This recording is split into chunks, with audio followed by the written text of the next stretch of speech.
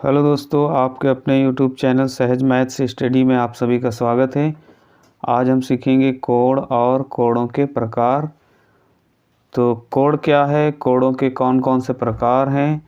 तो मुख्य रूप से जो कोड होते हैं उनको समझेंगे, और वैसे तो कोड बहुत हैं तो उनको आगे समझेंगे, लेकिन आज हम इसमें ये समझेंगे कि मुख्य रूप से कोड कौन कौन से होते हैं, तथा उनकी परिभाषा क्या होती है, एक एक करके समझेंगे। तो देर ना करते हुए सबसे पहले हम देखते हैं कि कोड की परिभाषा क्या है। तो देखते हैं क्या है। दो किरणों के बीच झुकाव को कोड कहते हैं। तो दो किरणें हैं, मेन निष्कर्ष में यही आता है। और वैसे तो परिभाषाएं बड़ी बड़ी परिभाषाएं हैं, लेकिन हमको ये याद रखना है, दो किरणों के बीच जो झुकाव होता है उसी को कोड कहा जाता है। तो जैसे एक किरण ये हो गई, दूसरी किरण ये हो गई, तो ये दो किरण हो गई। तो इन दो किरणों के बीच में ये वाला जो भाग होता है, ये कितने अंश पे झुकी हुई है ये, तो इसके बीच का ये जो भाग होता है इसी को कहा जाता है कोण। अब जितने पे झुकी होगी, अगर ये 25 पे है झुकी है तो 25 डिग्री का होगा, 25 अंश का कोण होगा। अगर मान लेते हैं इतने पे है तो ये जो झुकाव इसका होगा, एक किरण ये हुई, दूसरी किरण ये हुई, तो इसका जो झुकाव होगा मान लेते हैं 100 अंश का है, तो जो इसका झुकाव होगा तो जितने अंश पे होगा, मान लेते हैं 100 पे है तो इसको हम कहेंगे 100 डिग्री का है। तो इस प्रकार से हम ये परिभाषा, ऐसे बस छोटी सी परिभाषा ये याद रख सकते हैं कि दो किरणों के बीच जो झुकाव होता है उसी को कोण कहा जाता है।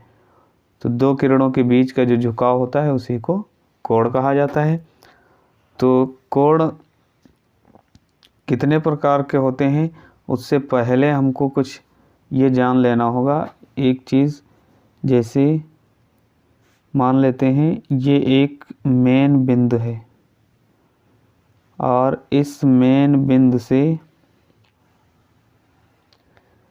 ये सभी जानते हैं ऊपर की दिशा होती है उत्तर, और नीचे की दिशा इसका विपरीत होता है दक्षिण, और ये होता है पूर्व, और ये होता है पश्चिम। तो उत्तर, दक्षिण, पूर्व, पश्चिम, दाईं ओर पूरब होता है और बाईं ओर पश्चिम होता है। तो इसमें से अगर मान लेते हैं ये एक किरण है, तो यहाँ ये किरण और दूसरी किरण ये हुई। मान लेते हैं थोड़ा भी हम इधर बढ़े तो ये यहाँ से ये एक मेन लाइन है। अगर थोड़ा हम इधर को बढ़े तो जितना बढ़ेंगे वो कोण बढ़ता चला जाएगा। तो यहाँ पे आए और यहाँ ये है 90 डिग्री। ये मेन, अगर हम पूरब की ओर हैं और चले गए उत्तर की ओर तो ये 90 डिग्री पे होगा कि हम घूम गए हैं 90 डिग्री पे। तो यहाँ से हम ऐसे मूव करते जाएंगे, आगे घूमते जाएंगे। तो इस प्रकार से जब हम घूमते जाएंगे यहाँ पर, तो जितने अंश का यहाँ कोण बन रहा होगा 20, 30, 40, 60, 70, 80, और जैसे ही हम 90 पे पहुँच गए तो 90 पे ये यहाँ पर कोण बन जाता है दूसरा। ऐसे ही 90 से अधिक हुए तो 100, 110, 20, 30, 40 ऐसे करके हम आते हैं। जब यहाँ से इस तरफ 90 डिग्री का है तो इस तरफ भी 90 डिग्री होगा, और जब इस तरफ भी 90 डिग्री होगा तो ये पूरी एक सीधी जो लाइन है, इस पर हमको 90 और 90 मिल जाएगा 180 अंश का। तो इस लाइन के उस तरफ 180 है तो इस तरफ भी 180 अंश का होगा। तो 180, 180 हमको मिल गया 360। तो पूरा एक चक्कर अगर कोई लगा लेता है, ये पूरी एक किरण ये है, और इस किरण से यहाँ से ये किरण धीरे धीरे बढ़ते बढ़ते यहाँ पर पूरा चक्कर अगर लगा लेती है तो ये कितने डिग्री घूम जाती है, ये किरण 360 डिग्री घूम जाएगी। तो पूरा अगर घूम लेती है तो पूरा कोण यही होता है 360 अंश। तो ये बात हम ध्यान रखेंगे और इसी से आगे के सवाल हम अच्छे से समझ पाएंगे। मतलब कोण कौन कौन से हैं, उनको इसी के द्वारा हम सारे कोण समझ पाएंगे। तो देखते हैं पहला कोण क्या है। तो मुख्य रूप से कोणों के प्रकार 7 होते हैं। कोण 7 प्रकार के होते हैं मुख्य रूप से। वैसे तो कोण और भी हैं, लेकिन मुख्य रूप से कोण 7 प्रकार के होते हैं, जिसमें पहला है शून्य कोण। तो शून्य कोण की परिभाषा क्या है, इसको हम ऐसे ही याद रखेंगे, इसको समझ के याद रखेंगे तो अच्छे से याद रख पाएंगे। इसीलिए हमने ये परिभाषा लिखी नहीं है, इसको समझने की कोशिश करिए जिससे हमको ये परिभाषा खुद अपने आप लिख पाओ। अगर समझ जाएंगे तो अपने आप लिखेंगे तो परिभाषा अच्छे से याद रहेगी। और हम अभी यहाँ लिख लेते और वही पढ़ देते तो वो बात अलग थी, लेकिन अगर समझ जाएंगे अपने आप लिखेंगे तो परिभाषाएं याद रहेंगी। तो शून्य कोण नाम से ही हमको पता चल रहा है कि जब शून्य मतलब 0 ही होगा, आगे हम बढ़े ही नहीं। एक किरण ये है, एक किरण ये है, ये मेन बिंदु है, एक किरण ये है और दूसरी किरण इधर गई ही नहीं है। मतलब दूसरी किरण भी यहीं पे है, दूसरी किरण थोड़ा भी इधर आगे नहीं बढ़ी है। जब वो कुछ बढ़ी ही नहीं है तो ऐसी स्थिति में ये क्या होगा, शून्य कोण बनाएंगी। मतलब कुछ बढ़ा ही नहीं, तो इतने पे इसका नाम दिया जाएगा शून्य कोण। इसको दिया जाएगा 0 डिग्री। मतलब ये कुछ बढ़ा ही नहीं गया आगे, तो ये होगा 0। उसके बाद इसमें तो ज़्यादा हमको ये समझना ही नहीं है, बस इतनी बात ध्यान रखना है कि जब 2 किरणें हैं, थोड़ा भी आगे नहीं बढ़ा गया, कुछ बढ़ा ही नहीं गया, तो इसको कहेंगे शून्य कोण। उसके बाद हम दूसरा देखते हैं। दूसरा है न्यून कोण। और न्यून कोण में क्या होता है, न्यून कोण यहाँ पर जैसे एक किरण ये है, ये मेन बिंदु है, एक किरण ये है और अभी हमने इससे पहले देखा दिशाओं के माध्यम से, तो ये अगर हम सीधी लाइन इधर खींचते हैं तो यहाँ से यहाँ तक ये 90 डिग्री बनाता है, 90 डिग्री। तो यहाँ ये 90 डिग्री है, लेकिन यहाँ से मान लेते हैं एक किरण इतनी बढ़ी तो यहाँ पर कुछ कोण बनाएगी। जो भी कोण बनाए, मान लेते हैं यहाँ 30 अंश का बन रहा है, तो ये 30 अंश ये न्यून कोण में आएगा। 40 का बनाया, 50 का बनाया, 60, 70, 80, 90, इस प्रकार से 90 जैसे ही आएगा तब तो ये दूसरा कोण बन जाएगा। 90 जैसे ही आया तो दूसरा कोण बन जाएगा। लेकिन ये 90 से कम, 90 से क्या होगा, कम, और 0, ये यहाँ शून्य कोण था तो 0 यहाँ पर है, 0 से अधिक और 90 से कम। 0 से अधिक, 0 से हो जाएगा अधिक और 90 से कम। तो 0 से अधिक और 90 से कम वाला अगर कोण मिला तो उन सभी कोणों को हम कहेंगे न्यून कोण। जैसे हम अभी कह दें कि 85 अंश, ये कैसा कोण होगा, तो इसको हमको पता चल गया कि 0 से तो अधिक है और 90 से ये कम भी है, इसलिए ये किस में आएगा, न्यून कोण में। कोई दिया गया हो कोण कि ये किसके अंतर्गत आएगा तो हम बता सकते हैं, अगर 0 से अधिक है और 90 से कम, अगर 0 ही है तब तो इससे पहले हम देखें कि शून्य कोण होगा। लेकिन जब 0 से अधिक होगा और 90 से कम होगा, ऐसी स्थिति में 85 है, 75 है, 88 है, अभी 89 हो जाए तब भी हम इसको कहेंगे न्यून कोण। 89.5 हो जाए तब भी हम कहेंगे न्यून कोण। 89.5 हो जाए तब भी न्यून कोण कहेंगे। मतलब 90 से वो कम रहे तो वो आएगा न्यून कोण के अंतर्गत, तो उसे हम न्यून कोण कहेंगे। और जैसे ही हम 90 पे पहुँचे तो उसका नाम बदल जाएगा। उसका नाम क्या हो जाएगा, यहाँ पे हम लिख लिए हैं पहले ही। तो न्यून कोण से हमको पता चला कि 0 से अधिक और 90 से कम, तो उसको हम कहेंगे न्यून कोण। और जैसे ही 90 डिग्री का आता है, जैसे ही हम 90 अंश पे पहुँचे, तो 90 अंश पे जैसे ही पहुँचेंगे तो ये अधिक कोण नहीं होगा, पहले हम ये देखेंगे क्या बन जाएगा, समकोण बन जाएगा। जैसे ये लाइन है और यहाँ से अगर ऐसे हम बना रहे हैं कोई कोण, तब तो वो होंगे न्यून कोण। और जैसे ही हम ये यहाँ से ये किरण आ गई यहाँ पे, तो यहाँ पे ये बनाएगा 90 अंश का। तो जैसे ही 0 से अधिक हुआ और 90 से कम हुआ तो उसे कहेंगे न्यून कोण। और जैसे ही 90 पे पहुँचे, तो 90 पे पहुँचे तो हमको मिल जाएगा समकोण। 90 अंश के कोण को समकोण कहते हैं। इसकी परिभाषा हमको ऐसे याद रखना है, 90 अंश के कोण को समकोण कहा जाता है। 90 अंश के कोण को समकोण कहा जाता है।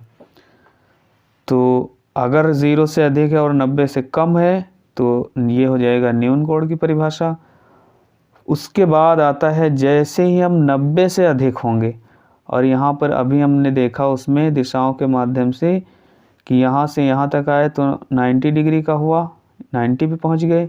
और यहाँ से जब यहाँ फिर आएंगे तो इधर भी हम तो 90 डिग्री पहुँचेंगे। तो 90 इधर 90 इधर, तो ये मिलाकर 90 90 हो जाएगा 180। ये दोनों पूरा मिला लेंगे तो हमको क्या मिल जाएगा, 180 अंश। तो यहाँ से यहाँ तक हमको पता चल गया कि ये 180 अंश का मिल जाएगा। तो जब हमको 90 मिला तो उसका नाम हुआ समकोण। जैसे ही 90 मिला तो उसका नाम हुआ समकोण। और जैसे ही 90 से अधिक, और यहाँ पे है 180, एक सीधी रेखा पर कोण जो बनता है, मान लेते हैं ये एक मेन बिंदु है, एक किरण इधर है, एक किरण इधर आ गई है। तो यहाँ से वो किरण घूमते घूमते ये यहाँ पर आ गई है, यहाँ पर। तो यहाँ से यहाँ तक ये कोण बनाएगी किरण 180 अंश का। तो ये जब 180 अंश का कोण बन रहा है, तो यहाँ हमको बताना क्या है, अधिक कोण। तो जब हम 0 से अधिक हुए और 90 से कम हुए तो हुआ न्यून कोण। और 90 से जैसे ही 90 पहुँचे तो वो हुआ समकोण। अब 90 से अधिक और 180 से कम, 90 से अधिक और 180 से कम। जब 90 से अधिक होगा, 90 से अधिक और 180 अंश से कम, जब 90 से अधिक होगा 180 अंश से कम होगा, तब हम उसे कहेंगे अधिक कोण। तब उसका नाम दिया जाएगा अधिक कोण। 180 से कम होना चाहिए। अभी 150 दिया है तो ये हम कहेंगे अधिक कोण है। अभी हम लिख लेते हैं 175, ये भी क्या है, अधिक कोण है। हम लिख लेते हैं 179, तब भी हम इसको कहेंगे अधिक कोण, क्योंकि ये भी अभी 80 पूरा नहीं है। क्योंकि 180 से कम, 90 से अधिक 180 से कम अगर है इतने डिग्री का, तो उसे हम कहेंगे अधिक कोण त्रिभुज। तो अगला देखते हैं। अगला है सरल कोण। तो सरल का मतलब होता है सीधा, सरल का मतलब होता है सीधा। तो जब हम एक किरण ये हो गई, यहाँ से मान लेते हैं एक किरण इधर है, एक किरण इधर है, ये घूमते घूमते ये किरण ये पहुँच गई यहाँ पर। तो यहाँ से ये घूमते घूमते ये किरण यहाँ पे आ गई है, तो यहाँ पर ये बनाएगी। तो यहाँ से यहाँ तक ये घूम के आई है, तो ये बन गया, क्योंकि यहाँ सीधा जब पहुँचते हैं तो ये हो गया 90 डिग्री। तो यहाँ से जब यहाँ पे पहुँचे 90 हुआ, यहाँ से जब यहाँ आए तो इधर फिर 90 हुआ। तो 90 90 जब हम जोड़ लेंगे 90 90, तो ये हमको मिल जाएगा 180 अंश। तो जब ये पूरा 180 अंश होगा तो सीधे हम कह सकते हैं कि 180 अंश के कोण को 180 अंश के कोण को सरल कोण या रिज कोण कहा जाता है। इसका दूसरा नाम रिज कोण भी है। सरल कोण या रिज कोण दोनों नाम एक ही हैं। सरल माने भी सीधा होता है, सरल माने होता है सीधा, और रिज माने भी होता है सीधा। तो 180 अंश के कोण को रिज कोण कहा जाता है और सरल कोण का मतलब भी यही है। तो इसके लिए हमको बस यही ध्यान देना है कि 180 अंश के कोण को रिज कोण कहा जाता है या सरल कोण कह सकते हो। तो देखते हैं अगला हमने यहीं पे लिख लिया है। तो अगला है छठा। तो छठा क्या है? वृहत कोण। वृहत का मतलब होता है बड़ा, वृहत माने ही होता है बड़ा। तो वृहत कोण क्या होगा? जैसे यहाँ से हमने देखा कि ये जो है एक किरण हुई, यहाँ से घूमते घूमते यहाँ पे पहुँची तो ये 90 डिग्री बनाया, और ये 0 है। ये इधर आई तो यहाँ पे बनाता है ये 180 अंश का, और यही किरण जब यहाँ आई 180 बनाई, और यही किरण जैसे ही थोड़ा इधर मुड़ेगी नीचे की ओर 180 से भी आगे बढ़ेगी। जब ये किरण 180 से आगे बढ़ेगी तब यहाँ से और यहाँ तक का ये जो इसका घुमाव होगा, झुकाव होगा, यहाँ से यहाँ तक, तो ये कोण बन जाएगा वृहत कोण, क्योंकि ये बड़ा कोण बन रहा है। 180 से ज़्यादा हुआ तो वो वृहत कोण के अंतर्गत आएगा, क्योंकि वो इससे बड़ा है। नाम ही वृहत मतलब होता है बड़ा, तो यहाँ इसको वृहत कोण कहेंगे। तो वृहत कोण के लिए हमको बस ये बात ध्यान रखना है कि 180 अंश से अधिक, 180 अंश से अधिक और 360 अंश से कम। 180 अंश से अधिक, 360 से कम। अगर 180 अंश से अधिक है और 360 अंश से कम है तो उतने अंश के कोण को हम कहेंगे वृहत कोण। और ये ऐसे कोण हमेशा हमको मिलेंगे, ऐसे कोण। एक किरण ये हुई, दूसरी किरण ये, तो ये जो बनेगा बाहर बाहर ये वाला कोण, इसको हम कहेंगे वृहत कोण। क्योंकि यहाँ से 0 है, 0 से ये इधर आए 90, 90 फिर 180, फिर 180 से इधर हम ज़्यादा बढ़े तो ये हो जाएगा यहाँ से यहाँ तक, ये ऐसा तो हमको कोण दिखेगा। अब ये ज़्यादा मुड़ जाए तो ऐसा भी हो सकता है, ऐसा, इसको भी हम वृहत कोण कहेंगे। तो ऐसे कोण हमको जो भी दिखें, जैसे अभी मान लेते हैं ये 270 अंश का है तो ये भी क्या हो जाएगा, ये 280 का है, 290 का है, 295 का है, जितना भी हो जाए लेकिन 360 से कम ही रहे। अगर 360 से कम है और 180 अंश से अधिक है तो उस कोण का नाम हम देंगे वृहत कोण। जैसे कुछ भी लिखा हो, जैसे यहाँ पे हम लिखें 300 अंश, 300 अंश दे दिए। यहाँ पे लिखा हुआ है 185 अंश, ये लिखा है 200 अंश। तो हम ये देखते हैं कि जो परिभाषा मेन है 180 अंश से अधिक, 360 अंश से कम, मतलब ये 180 अंश से अधिक है, 360 से कम भी है, तो ये भी 300 अंश का जो कोण होगा तो उसको भी हम वृहत कोण कह सकते हैं। और 180 अंश से अधिक, 180 अंश से अधिक, तो ये 180 अंश से अधिक है, 85 है, 185 अंश है, इसलिए इसका भी हम नाम देंगे, इसका भी नाम दे सकते हैं वृहत कोण, इसको भी हम वृहत कोण कहेंगे। 200 अंश का है, इसको भी हम कहेंगे, क्योंकि ये भी क्या है, ये भी 180 अंश से अधिक है। तो इस प्रकार के कोण अगर हमको मिलें तो हम उनका नाम देंगे वृहत कोण। देखते हैं अगला यहाँ पे दिया है संपूर्ण कोण। तो नाम से ही पता चलता है पूरा मतलब संपूर्ण। जैसे ये एक किरण है, ये मेन बिंदु है और ये किरण घूम कर यहाँ से घूमते हुए ये किरण यहाँ से घूमते हुए इस प्रकार से इसका क्रम रहा और ये यहाँ से इधर को घूमते हुए और ये किरण आकर फिर यहीं पे आ गई। ये किरण, दूसरी किरण ये है, ये इधर से घूमते हुए यहाँ पर ये किरण यहाँ पे आ गई। तो इस प्रकार से जो कोण बनेगा ये वाला, तो इस कोण का नाम हम देंगे संपूर्ण कोण। इसका नाम दिया जाएगा संपूर्ण कोण और ये हमेशा 360 अंश का होता है। तो 360 अंश के कोण को हम संपूर्ण कोण कहेंगे। तो इस प्रकार से हमने ये देखा कि सभी कोण कौन कौन से हैं, सभी कोणों के बारे में देखा। और तो इस प्रकार से हमने सभी कोणों को देखा। तो एक क्विक रिवीजन लेते हैं, देखते हैं एक बार फिर से। तो कोण क्या होता है?